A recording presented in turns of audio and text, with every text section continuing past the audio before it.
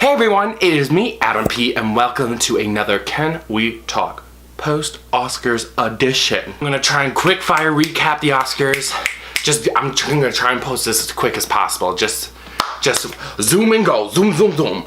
But, of course, I don't care how rushed I am, darling. Make sure you hit that subscribe button and get the tea from me, Adam P. Alright, well let's dive on in, but remember, it's not that deep. The Oscars 2019, what a ride, especially near the end. I played along the ballot. I sucked. I did not do that well, but that's okay. No host. Did I notice anything? No, not really. I actually kind of liked it. I kind of like not having a host, because when a host comes in, their entire thing is just being desperately funny. Is trying to desperately make you laugh, and it's like,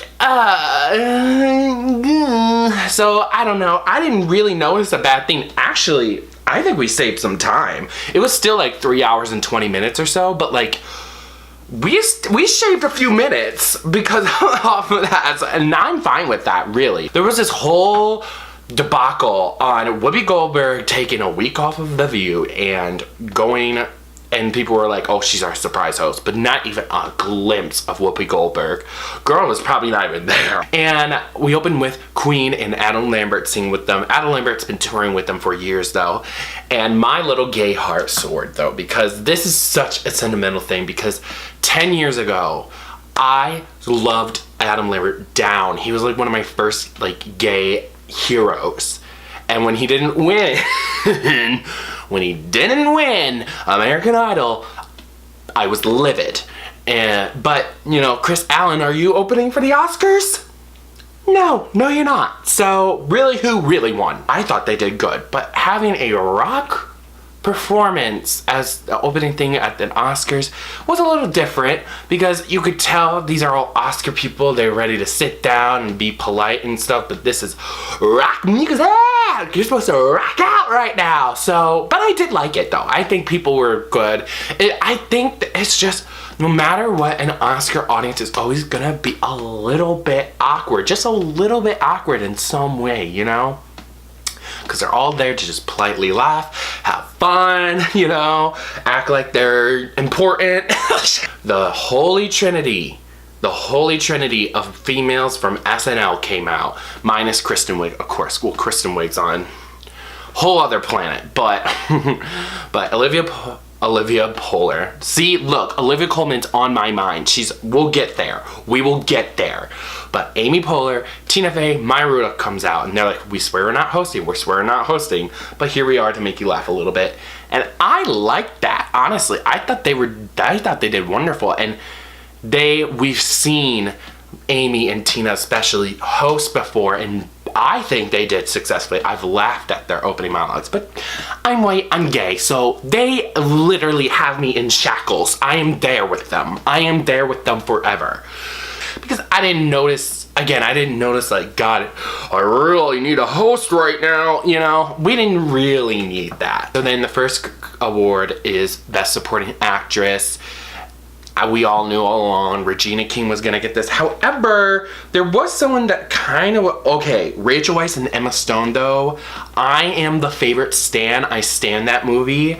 And if they would have won, I would have been ecstatic. But Regina King, good for you, queen. I will watch if Beale Street Could Talk. Don't worry, I love Regina King. Baby, I own A Cinderella Story, okay? I got you. Oh, and of course the best part was Chris Evans helping her on that stage. Oh my goodness. Oh my goodness. Like, he literally cannot look not bad. Like, this thing that they will give you 90 seconds this time. I timed out the first one and it was about 2 minutes or so, but acting awards, of course, they're gonna give you more time. It's the biggest part of the whole show. So Regina went about 2 minutes. It was a lovely speech. For a documentary feature, they got a hard 90. And then, okay, fun fact too, this has been the same director for the Oscars for years as I can recall. Now this guy, apparently, here's some to you ladies. This guy has been known for being such a stickler on speech times and cutting people off and saving for time. Well, he won an Emmy for his work on the Oscars for directing, and at the Emmys, he did a whole shebang, where he talked about his mother dying 3 weeks ago, and he was blah, blah, blah, blah. That sounds horrible, but like there was a lot of blah in between, and talking about his mother dying 3 weeks ago, and he proposed to his girlfriend in front of everyone. Do you guys remember this?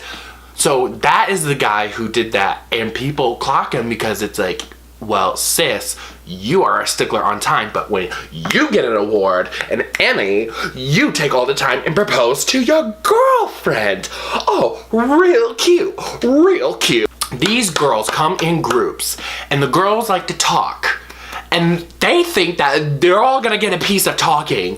Oh no, baby, no. You're gonna get 2 people max talking, and they will cut you off happily. I'm just surprised that some people thought they could like come in and talk and stuff, but you know, it's like, I don't think so. Production design, I thought that was favorite, but it was Black Panther, but the tea is that she is the first black person even nominated for production design, and the girl won. And I actually liked her dress. They had it in like the list of dresses. I thought she was a celebrity. I mean, I thought she was an actress. How about that, darling? You're a celebrity now, darling. You're a star. So, but I loved her speech. However, though, when she was like, "Oh, I can't find my speech on my phone," I was like,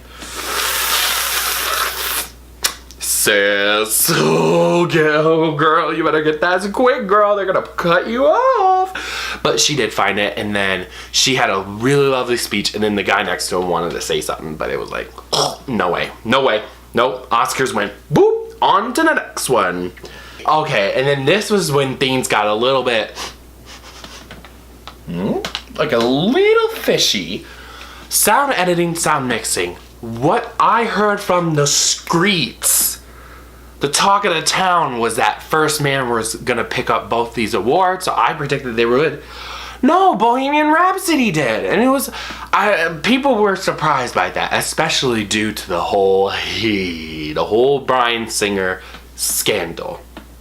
So it turns out they got their judge, and they got their Oscar. And it was just odd. It was like, wait. I didn't find like their sound to be especially like fantastic. If anything, I kind of wanted a Quiet Voice to win it. Sorry, just T, because I mean, they had like just, but it's part of the story to have like really cool sound with it. Anyway, okay, let's take a quick pit stop and talk about all of the singing performances. Now, if I can recall, yeah, I think there was 4 of them. Everyone performed except for all the stars, and even SZA was there. I guess Kendrick was like, peace, bitches! Jennifer Hudson performed, and Jennifer Hudson did her thing, screamed, yelled, did her thing, like literally, like just another Sunday for J Hud. Okay, she gets booked on these award shows. And then, okay, also Bette Midler's rendition of that, very poppin', she actually kind of served. Like, my gay heart was kind of like, oh, wait, oh, okay, yes, okay. It was just cute. It was just cute. She just has a really great voice for theater. I'm sure I'm the first person to ever discover that, but and then the Yeehaw people did the Yeehaw song. I wish I was country for, I wish yeehaw, I traded I win a cowboy trade, his spurs were wings, yeehaw. It was fine. It was literally like, okay, cool. I was like, cool. And of course, The Shallow. Notice how The Shallow needed no introduction, darling. And people pointed out that it was filmed just like the way the movie was. But notice how they got a special treatment. Here's the whole thing that the Little Monsters are talking about, is that Gaga and Bradley are always going to use word singings. They keep acting like they're in love. But the real thing is that Bradley has a girlfriend or a wife, while Lady Gaga recently have broke off her engagement. But Bradley's girlfriend sat right in between them. She was like, look. And it was just funny, like, okay, their shot of their faces just like this, like,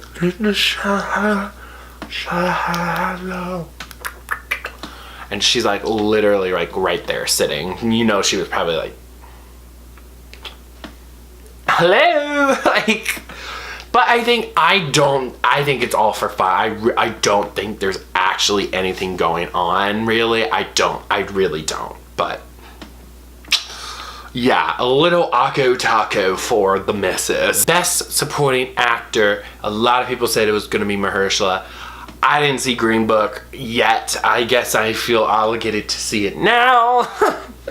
But even though I know it's about an important story, a true story, and I learned about the Green Book in class in school, but people said it's a Snorville movie. People say it's a kind of movie. And we know the whole controversy with the guy who's part of it, and you know, those lovely tweets he put out years ago. So, but nonetheless, Mahershala Ali is a great actor, and he won Best Supporting Actor. This is his second Oscar, and he is the second black person to win multiple Oscars. Him and Denzel, the only ones. And hey, all I gotta say is keep the train going, dude. Go on another supporting actor and get that, dude. Like, fine, go with it. Lean with it, rock with it. I just thought it was kind of funny he was wearing a beanie. I was like, do we not give a shit tonight, ladies? But he probably knew who's expected to win and stuff. Animated film, I think it was pretty obvious. It's pretty obvious that Into the Spider-Verse was gonna win. Look, I love Incredibles 1. Incredibles 2 was good, however, it was just more, it didn't have as much texture and substance and depthness as the first movie had. Which is fine, it's fine. It's fine you didn't get the Oscar. Sorry, Disney Pixar, sorry. You know, here's my other little critique is that Wayne's World guy came out. Though, I mean, they're both Wayne's World, but you know what I'm saying. They came out and then they did a funny bit, you know, and introduced Bohemian Rhapsody. And it was funny, but then there was another funny bit because it was Awkwafina and John Mulaney. I'm Awkwafina. This is my Awkwafina voice. And I'm John Mulaney. It doesn't work. It doesn't work. It doesn't work. It doesn't work. Okay, we might even cut that out. That was horrible. But they presented, and they had a cute bit, but it's just, I don't think having a cute, like a funny bit next to a funny bit works out well. I think you could have spread them out a little bit more, had some dry, pretty, but boring celebrities, presenters in the middle between them, but nonetheless. Visual effects. Now, see, visual effects is another surprise to me because I thought, Infinity War, you are a shoo-in for it. Are you kidding me? That is crazy amazing visual effects, but no, First Man took it instead. I was like, hold the phone.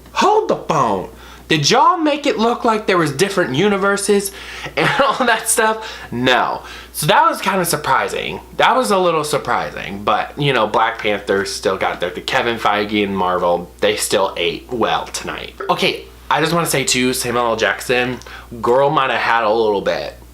The girl might have had a little bit much. I don't know. But it's the Oscars. It's his literal like 10,000th year at the Oscars. Like, I'm sure you get to this comfortability at some point. Brie Larson is that girl. She's that girl. The original screenplay, it was Green Book, like, cool. Alright, whatever, cool. Apparently one of the co-writers though is the son of the guy who actually was the writer of the driver of the singer of the place and the thing and the the key in the hand and the hole in the ball and the green guy screw around and around and the green guy screw around. Adapted screenplay went to Black Klansman, which was very expected. Very happy for Spike Lee. Seems to be very underrepresented. Definitely want to watch that film as well. And I actually liked his speech a lot too. No one got like soups political, but of course Spike Lee, he had to throw in the 2 cents. He didn't, and I love that he didn't say he who must, you know, I'm glad he didn't say, you know, the man who's in the White House's name. I'm glad he didn't even say his name. Okay? You didn't even need to. Now, best original song. I had all my fingers and toes crossed. I was like, please, there's been some surprises tonight. Do not let one of those surprises rob my girl, my queen, Gaga. So, I was actually a little nervous. I'm not gonna lie. But nonetheless, the girl pulled it out. Like, literally, when Constance was opening the envelope, it felt like years, centuries. I was like, come on, what's not clicking? Oh my god. Oh my god. Oh my god. Oh my god. Oh my god. Oh my god. Come on, Constance. Yes! Oh, thank you, God. Woo! And I was happy. I didn't care anything about anything else. Bohemian Rhapsody and Green Book being overrated. I was happy. I was like, yes, Gaga. Yes. Because Gaga, I just gonna do a quick, I just want to say, like, Gaga has been my girl. She is the reason why I am sitting in front of you talking about entertainment. She is that girl. She came at a pinnacle time in my life. And she changed everything for me. And she's the celebrity that I have been following meticulously. I think I'm using that word in the correct term. Detailedly, very closely. I have been following Gaga's career so closely for 10 years straight, from start to finish. And it's just watching, like, your friend win an Oscar. It's just so, like, oh. Like, the girl who you support gets this Oscar. The speech I needed, because she was talking about, like, believing in yourself and getting kicked down so many times, but getting the hell back up. And I was like, yes, Gaga. Yes, Gaga. She knows her audience. I'm like, oh, it was so amazing. The most craziest moment had to be Best Leading Actress. And it was a tight race because Gaga, Glenn Close, Olivia Colman's in it. You know, I'm thinking, hey, Gaga, the only possible chance of her winning is because of her namesake, her brand, Gaga, you know. However, I was like, no, Glenn Close is gonna win. You know, she's been severely underdue for an Oscar. She's been nominated 7 times, 1-0, been in the game for decades. And nothing. She's 71. She won that Golden Globe. Amazing speech. It was like in the bag. It was like, oh, Glenn's getting it. Glenn is getting it. And then with Olivia Colman, though, she was the actual literal best actress, though. You need, like, if you literally like females acting well, you literally need to watch The Favorite. It is so fantastic. Like, impeccable acting by Olivia Colman. A perfect, like, such a well job done. And her speech was fantastic. Like, holy crap, it was amazing. She made people laugh. She was so quick. She was emotional. It was like my favorite moment of the night. But I mean, Gaga winning, that has to be my favorite moment. I'm sorry. But Olivia's one of the favorite moments. Glenn Close, though, I do feel bad for Glenn Close, I'm not gonna lie. That's like Cruella de Vil 101 Dalmatians, dog. Come on, dude. But you know what? You can get back in there, get a movie, and you can do it again. You can get that Oscar. And she said in the red carpet interviews that she keeps her expectations really low. Even though she dressed up like the trophy tonight, that might have hurt your chances, but, you know, might have jinxed you and the bad juju. But she said, you know, she keeps expectations really low, and I hope she did tonight. So, but Olivia Colman, you know, let her know, like, I wish it was you, girl. Like, at least Olivia Colman was, like, aware. That's what amazing, like, she just seems so relatable, regular, and she was quick and witty, humble. It was like, okay, I stand. I'm gonna watch The Crown. I don't care. Okay, love it. I seen The Crown, but, like, I'll continue watching The Crown, you know. And then Best Leading Actor, Rami Malek. Hey, kind of saw it coming. I kind of thought Christian Bale was gonna get it because, you know, he looked completely different, and Oscars eat that up. But Rami Malek, good for you. It's nice. It was just kind of odd. It was just a little odd that the clip they showed for the Best Actor thing was him lip syncing, like him singing, but it wasn't his voice. It was like you couldn't show like an acting, part. I mean, he was acting, but like not like reciting lines like his own voice. So I was surprised about that. But okay, good for him. He was absolutely the best part of the entire movie. Absolutely. Best Picture goes to Green Book. I don't know about that. I just heard it's a little stinky, it's a little boring, and there's a lot of controversy because the people who produce it and wrote it are a bunch of white guys. So it seems like they're kind of just trying to pat themselves on the back, being like, look at us, we're not racist, except Octavia Spencer has an Oscar for Best Picture. Let's start there, okay? She was a producer, so I'm happy that she got an Oscar part of that. But it was kind of like, what? It just seemed like they played it safe. And they do like to play it safe a lot. Apparently this is like the Driving Miss Daisy, because it's driving someone. That's what Driving Miss Daisy was like, and that won Best Picture, and people were like, why did that win Best Picture? Same with Crash won Best Picture, and it was like, huh? I don't think they choose more risky, riskier movies to win Best Picture. I don't know. It just seems like they don't choose we know Moonlight won Best Picture, but typically they don't go for the most, and it just seemed like it was supposed to be for Roma, so I don't know, kind of disappointing, but I will say, overall, it was a fun time. It was still a fun time. Okie dokie. That was a lot of chit chat. Okay. Well, thank you guys so much for watching this review. Please let me know what you thought of the Oscars as well. And I really appreciate you sticking it till the end, even if you skipped around. So please let me know what you think. Make sure you hit me up on my social media. And I will see you guys tomorrow for my fashion red carpet review. All right. Thank you guys. See ya. Bye.